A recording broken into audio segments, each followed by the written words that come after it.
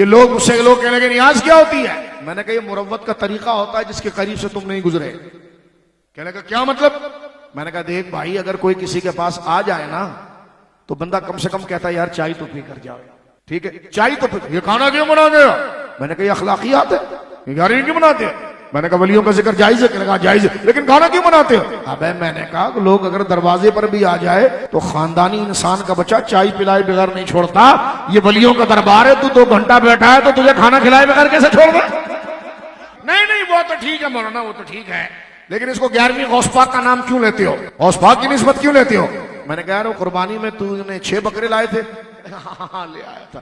تو میں نے کہا 6 کیوں لائے تھے؟ کہنے لگا ایک امی کا تھا، ایک خالہ کا تھا۔ تو میں نے کہا پھر اللہ کا کون سا تھا؟ کہ وہی تھا۔ تو میں نے کہا پھر تیرا کون سا تھا؟ کہنے لگا آپ سمجھے نا۔ میں نے کہا سمجھا نا۔ میں نے کہا گائے کس کی لائی تھی؟ کہا وہ ابا کی تھی۔ تو میں نے کہا اللہ کی کہاں تھی؟ کہ وہی اللہ کی تھی۔ تو میں نے کہا ابا کی کہاں تھی؟ کہنے لگا آپ سمجھ نہیں رہے۔ تو میں نے کہا سمجھا دو۔ کہنے لگا مولانا وہ اللہ کی تھی۔ تو میں نے کہا پھر ابا کی کون سی تھی؟ کہ وہی ابا کی تھی۔ تو میں نے کہا وہی اللہ کی ہو وہی ابا کی ہو تو جائز، تو ہم کہیں نیاز اللہ کی غوث پاک کی تو پھر شرک کیسے ہوتا ہے؟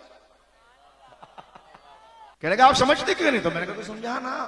کہنے لگا دیکھو وہ اللہ کی اس لیے تھی کہ وہ اللہ کے نام پر ذبح ہوئی عبادت کے لیے، اور اللہ کی عبادت کی جائے نا تو اللہ ایسا کریم ہے کہ ریوارڈ اور اجر دیتا ہے۔ تو اجر جو تھا نا وہ ابا کے لیے ہے اور عبادت اللہ کی ہے، تو وہ گائے پر ابا کا نام ثواب کی نیت سے آیا۔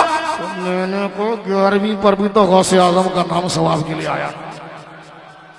بات سمجھ گئے؟ کھانے پر غیر اللہ کا نام آ جائے تو کھانا حرام۔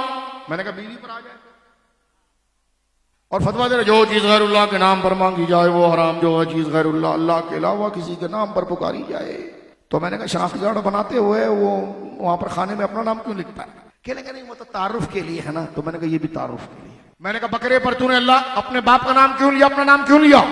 کہنے کہ وہ تعارف کے، تعارف کا معنی ثواب، یعنی کٹے گا اللہ کے نام پر ثواب میرے ابا کو ملے گا۔ میں نے کہا بنے گا اللہ کے نام پر ثواب غوث اعظم کو ملے گا۔